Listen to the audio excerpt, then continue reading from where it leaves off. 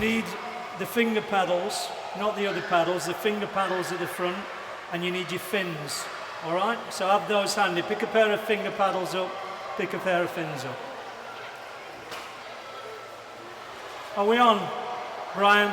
Are we on now? Okay, so we're going to look at freestyle. Hope that's not too loud. Freestyle technique. The way I'm going to do it really is to sort of break it down. I've just told the kids into understandable chunks and build it up. What I'll try and do is give you my ideas on sort of world-class freestyle technique, the things I try and get into our swimmers as we progress these drills. The first thing, I'm going to just ask the kids to swim 100 freestyle, and I talked about observation yesterday, and I want you to look at their techniques, right? Because this is going to be atypical. I do a lot of clinics. This will be atypical of what you would see at most clubs. So I want you to look for some things. I'll not say what until they actually start swimming. Okay, guys, remember what I said about the markers? First swimmers, off you go. Just 100 free. Don't have to go fast, just steady pace. Yep.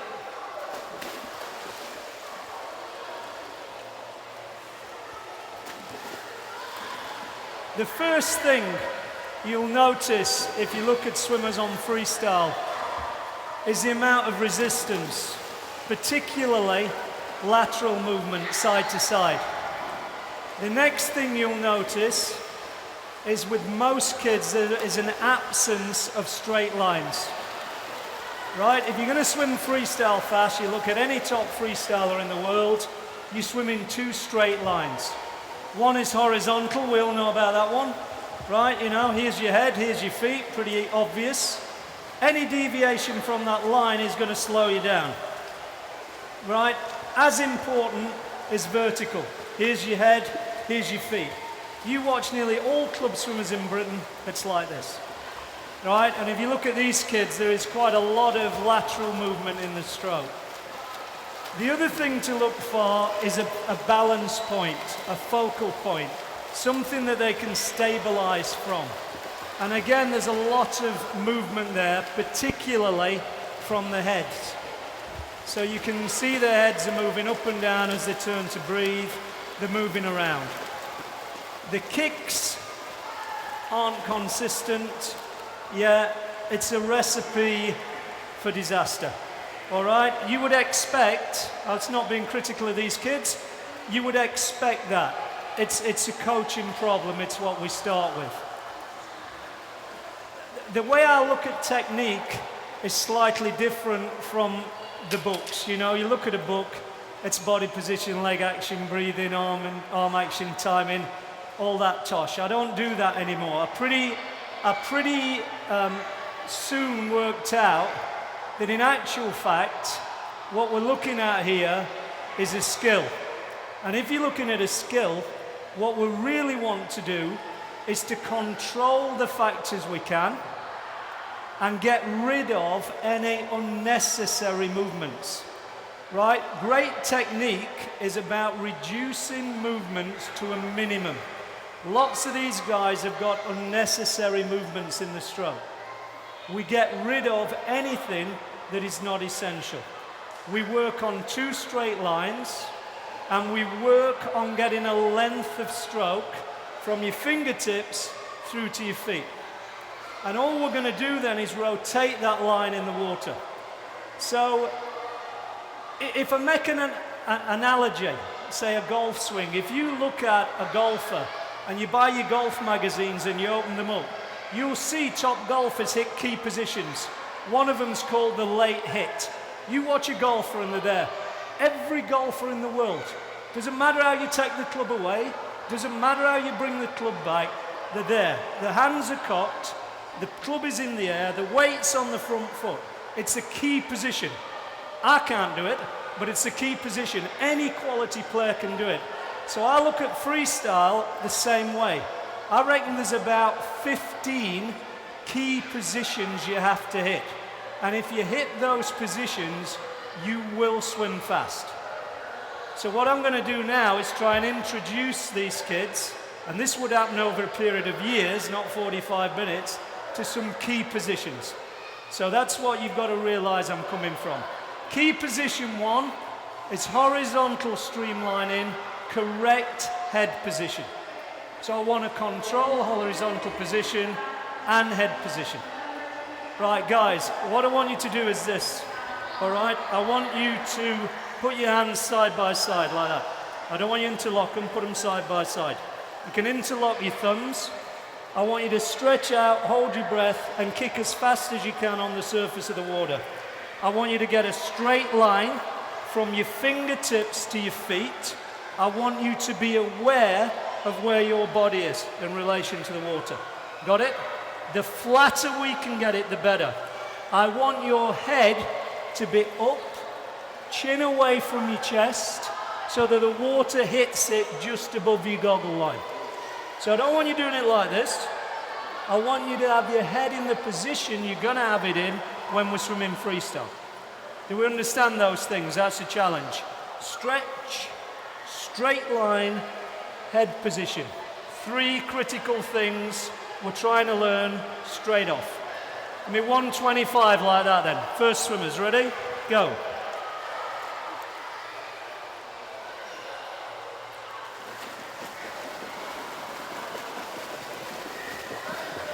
So I would mess around with that. I'd mess around with the head position. This guy's pretty good on the left. Feet are out of the water and stuff like that, but I'm not too bothered about that yet. I would get kids doing a lot of kicking like that. I asked to get some snorkels. We do a lot of work with the snorkels over the head. It's easy to do a lot of kick with a central snorkel instead of a kickboard with age group swimming. Fundamental, basic foundation for good technique. It's like building a house, the body position. Get your body position right, and then you can put stuff on top of it. Your foundation's poor, never going to swim good freestyle. So this girl here, you see, head's mile underwater, you'd correct that. I'm not going to do too much individual correction, but you'd look at that. This guy's not bad. This girl here, look where her hands are. So it takes them some time to appreciate what they've got to do. I haven't got time today to correct it all, so I'm just, when I do a drill, I'm only going to go 225s. People, listen, right? I said hands at the surface of the water, right? So your hands have got to be here. I don't want anybody with their hands underwater, right? I want your hands at the surface. I said streamline, and I said I want your head in this position. And then the challenge is to control that position as you kick. You can't kick against fresh air. So keep your feet in the water. It looks good if you're making a big splash, but it don't get you anywhere. Think about it. Once again, concentrate on those points. Ready? Go.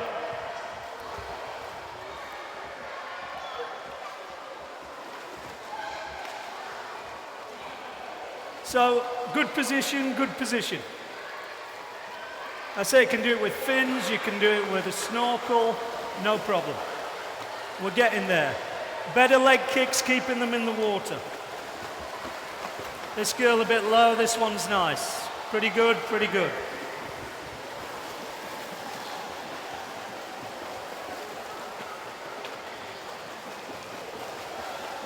Right, put your fins on. Put your fins on. So the next thing then, if you want to swim fast, is we've got to be able to hold that line as we rotate it. Because obviously we've got to pull, we've got to kick, we've got to breathe. If you watch Rebecca's stroke, one of her big strengths is that as she turns to breathe, everything extends. So a line in the water is huge. It's straight and it's always controlled, right? So we reduce any outside movement outside the width of a body. It's like she's swimming in a tube, all right? So anything outside that tube is going to slow you down.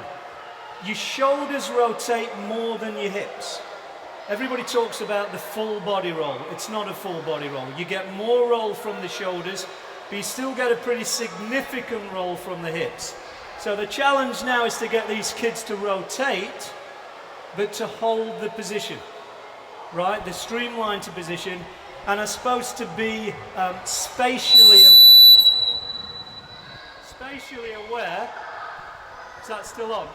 Spatially aware of where their own bodies is as they're moving them about. So what we're going to do this time, you're going to push off, you're going to have one arm by your side, okay?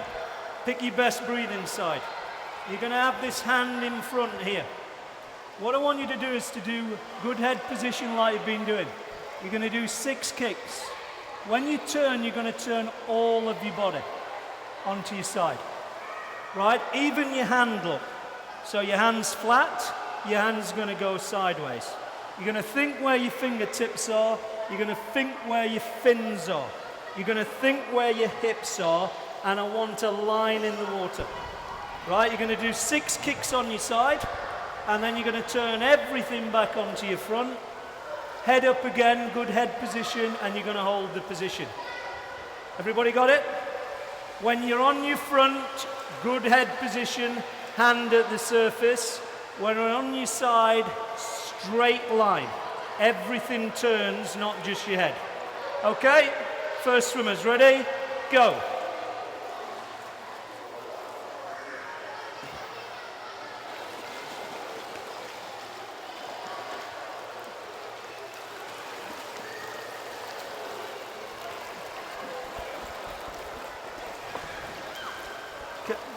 It's a good question. He said, why rotate the wrist? Because it's hard to rotate everything if you don't. Now, when you swim in freestyle, at that point, you're actually forward. You're not rotating. You start your rotation as you start your pull. But at this point with kids, all I'm after is straight line, straight line. So I'll let things go like that. I told them to do that, to free them up so they can get on the side.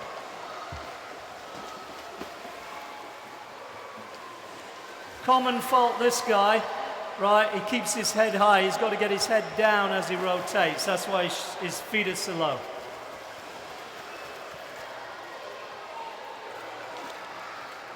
The importance of the kick, even with fins on, hits you straight away. The big thing with swimmers, you put fins on and you think lazy kick. I want small, fast kicks. I want your legs to work from point A to point B. Right, because if you kick fast, that'll lift your legs up. If you kick lazy, right, your legs will sink. And that's going to break the line. Remember, we're after 2 lines, horizontal, vertical. See that lane line? See how it's lying on top of the water? Perfect example of what your body needs to be like. Any deviation from that line, you're going to be a slower swimmer. We'll try again, same drill. Ready? Go. So again, you get them to do it on the left side, you get them to do it on the right side, you get them to do it with fins, you get them to do it without fins. You do a lot of your kick like that, where you're mixing up, kicking on your front, kicking with a board, kicking with a snorkel, kicking on your side. Practice rotation and put a lot of it into your early development.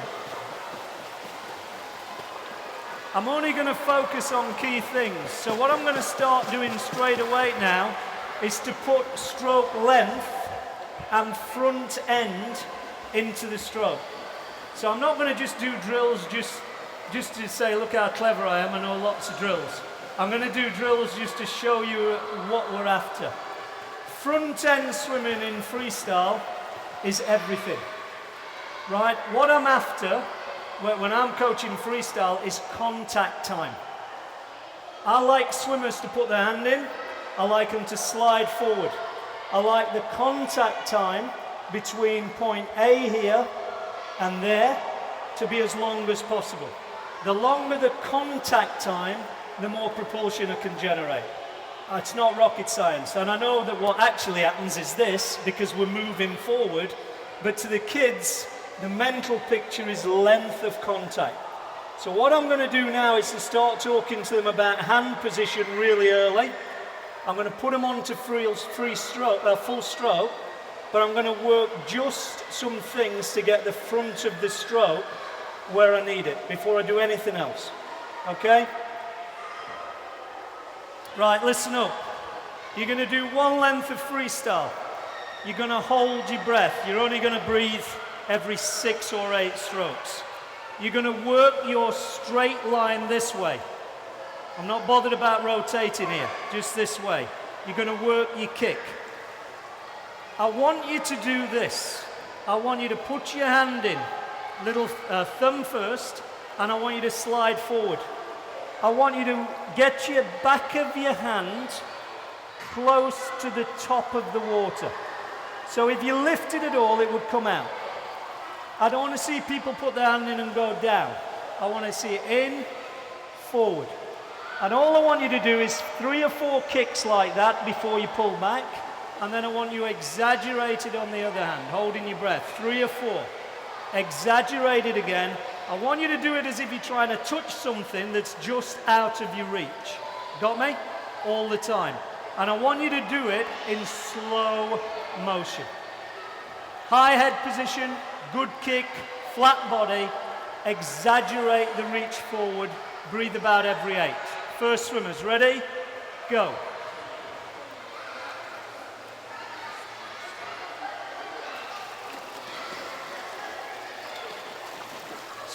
Straight away, you can see that we've got a much better extension than we had in the warm-up. Even though some of them are not entering correctly, they're starting to ride the hands. I tell my swimmers to surf the hands, right? I say that a lot. Surf your hands. Stay on your hand as long as you can. I do not coach an early catch. All this catch business, get down into that late as you can to catch, because that is going to improve your line, it's going to improve your contact time. You have to teach them, coach them rather, to be patient, right? I tell my swimmers as well, wait to pull, right? Because the thing is they'll want to pull straight away. And it's a common fault. Kids put in and extend by going down. If you do that, by the time you accelerate, you catch the water, there's half your pull gone. You have to get front end. Next thing, keep a space. And this is one of the most important things I think I've learned. When you watch freestyle swimmers, you see one arm at a time, right? You see whichever arm is in front. If you was to stop it there and bring the other, you look at any world-class swimmer and they've got a gap. Right? If you were to superimpose the position, they're there. So teach that space, because kids do this. And all these kids are doing that. As they breathe, the opposite side to the breathing side collapses across the head. And even if it's not a massive problem like that, even if it's only a small one, you've lost your line. All right? So we're going to try and teach them just to swim with a space now. That's good, guys, good. Listen up. What I want you to do now, do one length of freestyle, high head position, good kick. We've nailed that, we're doing it well. That was really good. You're going to exaggerate the front end, but you're going to do full stroke, and I want you to imagine you're keeping a space between your arms. So I don't want to see any movement across this way, any movement across that way. I want you to think about the width of your shoulders, and that's the line you're going on. So if you were to get both hands in front, you would have that gap. Do you understand that? So just one length, again, breathe about every 8. That's what we're looking for this time. Ready? Go. I'll say, I have these terms with Rebecca, and I'll say that in the middle of a hard set. Rebecca, keep your space. That's all I have to say to her now. And she'll understand what that means. So they're things we've worked out over the years. So you can see we're getting some pretty classy looking stuff at the front now. And front end is everything. Right, once you've got stroke length, all you've got to do is try and keep it. The other thing I think I found it helps is feel, because it allows them to start to get a feel for the pressure. Okay? And what I would do next is to start teaching them to feel the pressure of the water. And I wouldn't do that analytically. I wouldn't do it in a descriptive fashion. So the sort of stuff I use a lot is this. We'll do the same now, all right, but I want you to do it with your fist closed.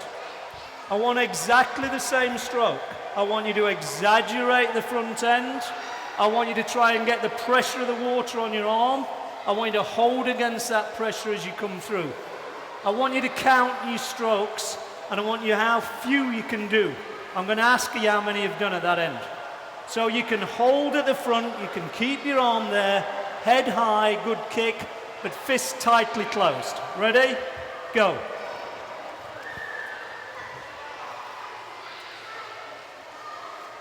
My contention is this, that kids are never taught how to feel the pressure of the water. Right? So over just 3 lengths, I'm going to do something that I'd use a lot over a period of time with all my groups, yeah, to make them start to understand about feel and pressure.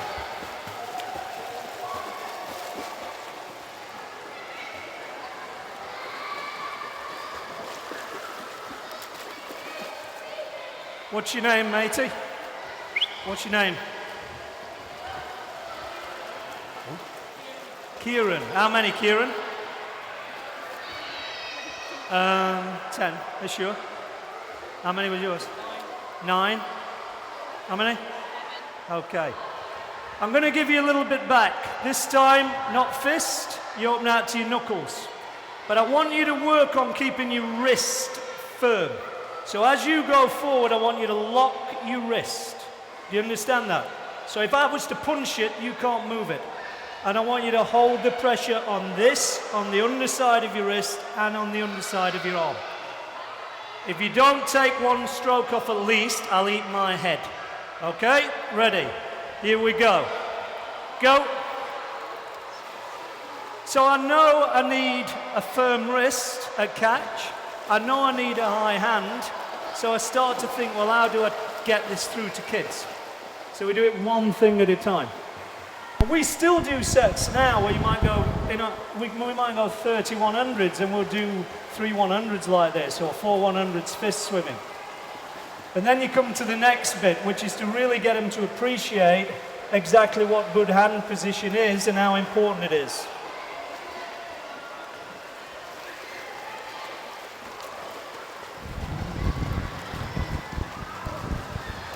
You take one off? Thank God for that. Don't have to eat my head. Good. Everybody less then, yeah? Okay. Let me give you the ideal hand position. We do not need your fingers wide open. We do not need your fingers tightly together. Right? What I want you to do is this. Firm wrist and a slight curve on your hand. Very slight. I want you to have your thumb away from your hand. Everybody. Whether you swim like that or not. Right? Just as a starting point. Got it? So, I want you to slide in, slide forward, firm wrist, feel the pressure, and hold that position from the front to the back. And see how few strokes you can do it in this time. Okay? Ready? Go.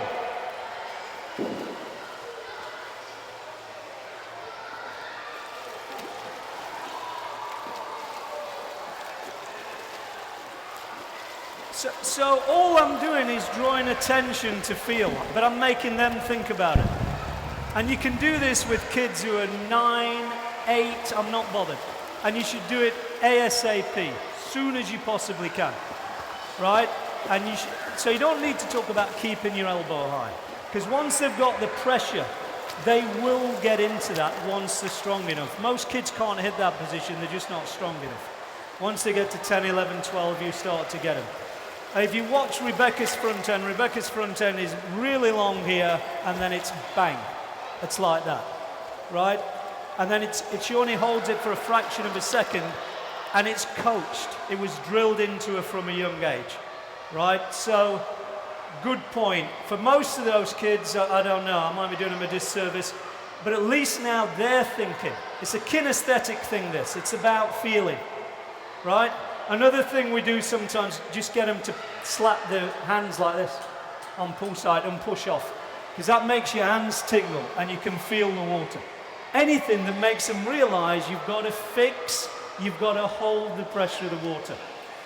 All right, guys, I want you to do that now with a straight arm recovery. So I want a still head. You're still not breathing every stroke, only breathe about every 8. I want a good kick. I want your arms to be totally straight like this. As you put your hand in, I want you to hit your position with your hand and hold it as you come through. So good kick, that's one control factor. Chin away from your chest, that's your second control factor. Straight arms, and then hand position is your next one. 4 things you've got to nail on this length. Ready? And go.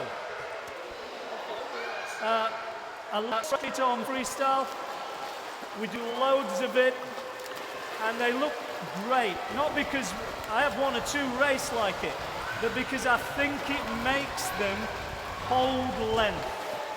And what you've got then is a very good body position, straight line, and you've got a sort of open shoulder joint here so you can rotate.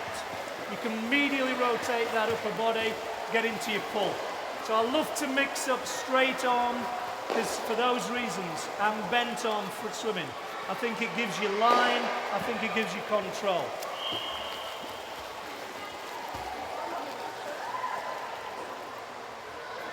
Great job, great job. Put your finger paddles on, please. Finger paddles. Every kid on our squad has a pair of finger paddles. Every single kid. Right? I'd rather use finger paddles for age groupers than normal paddles, because they have to put them in properly. These kids, these are new paddles, right? From Speedo, right? These are new paddles from Speedo. No, that's all right. These are new paddles from Speedo, $5.99 in most good sports shops. No, I would normally take the back off and just have 1, right? I'd take the back off. You don't need 2, but I'm going to let them wear 2. I'm putting them in to work on entry now, and I'm going to work on recovery.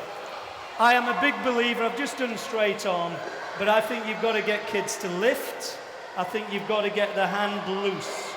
And I think you've got to keep the hand down as long as you possibly can. So I'm going to ask them to swim a 50 like that, and then I'm going to just take the finger paddles off, and I'm going to do what we call trickle freestyle, which we do a load of trickle freestyle. Becca does it all the time. It's a great drill. Right, listen up. We're going to do 2 lengths this time, a 50. You're going to do it really slow. All I want you to do is to keep your hands high with the finger paddles on. So you've got to put them in really careful, slide it forward, keep your hand as high in the water, surf on your paddle, and then work your hand position as you come back. Still head, good kick. Got it? Slow motion, just do me an easy 50 with finger paddles. Go.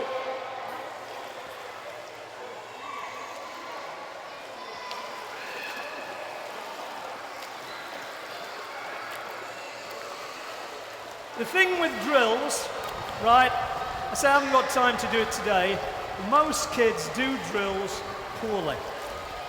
Drills equal easy swimming. So they switch off. As a coach, you can't let them do that. It has to be a critical part of your session. The better you do the drill, the better you will swim full stroke. Fact. If you accept sloppy drills, you accept sloppy technique.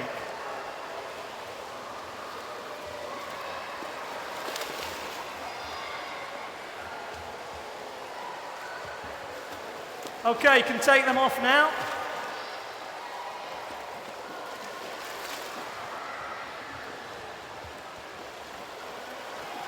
All right, put them down. Got to move on pretty quick. Here's the good news, right? I only asked Speedo, I knew I'd only use them once to make a point. They're your paddles now, right? So you keep them, so you've all got a pair of finger paddles. Listen, what we're going to do now then is this trickle freestyle drill. right? The thing is, it's got to be done properly. And it's about relaxation, and it's about hand position. But it's also about being able to maintain your body position as you do it. What I want you to do is this. You're going to swim 25. Somebody had been shot. 25 freestyle. Good kick. Hold your breath, still head. You're going to lift at the back with your fingers loose. You're going to trail your fingertips in the water. So you drag them on the water surface as long as you can, and then slide forward. Right? The question is, how high can we get? How loose can we keep your hand? And can we get you trailing your fingertips? If your fingers are not trailing in the water, you ain't doing it properly. First swimmers, ready? Full stroke, trickle freestyle. Ready? Go.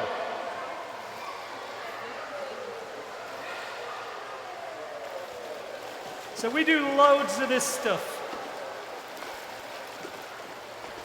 And then obviously we mix it up with full stroke. We do it as recovery swimming. But the critical thing is hand position. To get that as loose and as easy as you can. Because I said on the video this morning, if you look to Rebecca's stroke, there's a cadence to it, there's a rhythm to it, there's a relaxation to it, right? At top speed, you need relaxation, you need stroke length, and you need it when you're under pressure, in pain at top speed.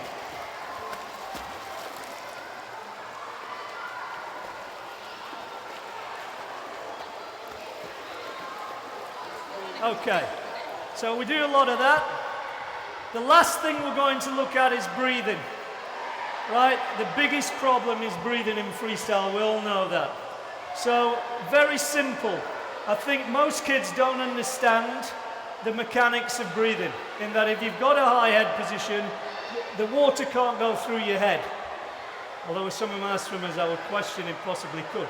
But it can't go through your head, it's got to go around it. So what I'm trying to do is to get the head position right and to teach them to breathe below the bow wave. In the water below. They should breathe low enough so they have to use the facial muscles to pull the mouth away from the water. Look at any photograph of a top swimmer and it's like that. There's not one who just turns and they're like that. Because the breathing's so low, you have to use your facial muscles. Look at photographs of age group swimmers and a lot of them ain't doing it because they don't need to do it, their head's so far out. We do single arm freestyle, pick your breast breathing side. Like I've just been explaining to the coaches, your chin away from your chest. What I want you to do when you breathe, so you're going to one arm here, look, breathe about every 3 or 4. I want you to do a smooth turn. And I want the turn to take all the time it takes your hand to get from the back to the front for you to do a smooth half turn, even a third turn. I want you to breathe so low that the coaches can't see you breathing, right? Help me out on this, right? There's a bet on this. I need you to sneak the breath so nobody sees you do it, as low as you possibly can. Once you have taken the breath, get your head in as fast as you can. Your head must come back quick, faster than your arm is going to come back on that side. Do you understand those two things? 125 like that. Let's go. Single arm, that's right. Brian.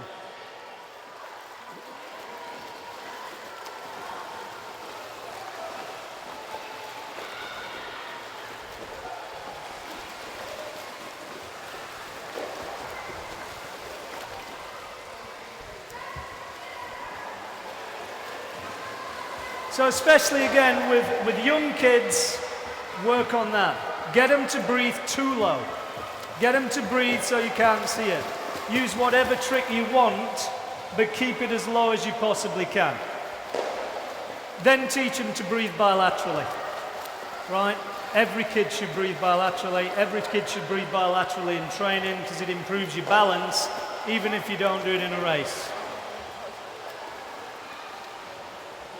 The last thing right? And I say I've very much gone for 7 or 8 key things that I would work on. The last thing is to put it all together at speed.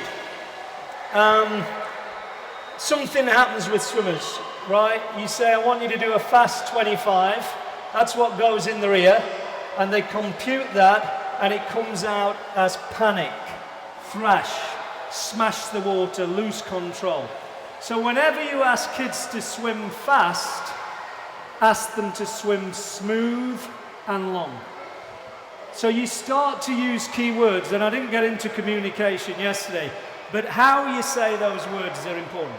So I'll say, Rebecca, we're going 3100s, listen, at a max effort, but I want them to be smooth, I want them to be long. The way you say things, and that's a whole different lecture, influences their mindset. Do you understand that? So that's what we're going to try and get these kids to do now. Guys, we're going to do a 25 max speed, right? But it's going to be max speed with total control. Listen, there's a big difference between swimming fast and losing control. If you swim too fast, you're just going to create too much drag, too much resistance, use a lot of energy, go nowhere. And you can't maintain that speed. So I want this to be fast, but I want it to feel smooth and as if almost it's going downhill, right? And like you're accelerating all the way down the pool. And it feels smooth and it feels like good rhythm. Got that? High head position, good kick, high elbows, surf your hands, fast, long, smooth. 125, are we ready? And go.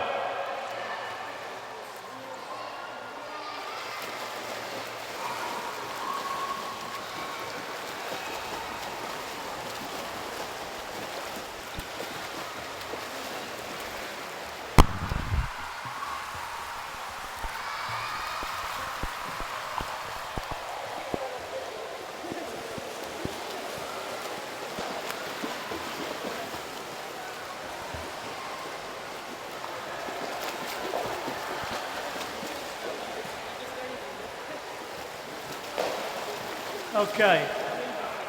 Listen up, I'm sure anybody could hop out here and do a good job with these kids and make them look really good in 45 minutes. It's easy to do, it's not rocket science. But like I said yesterday, the real improvement is it's got to be an integral part of what you do. And that's, I suppose, you know, my coaches is what I do with technique. It's everything we do, it's all the time. It's not big, but it's all the time. We're trying to get those points across. Hey, thanks guys, good job. Big round of applause for Bill. listening.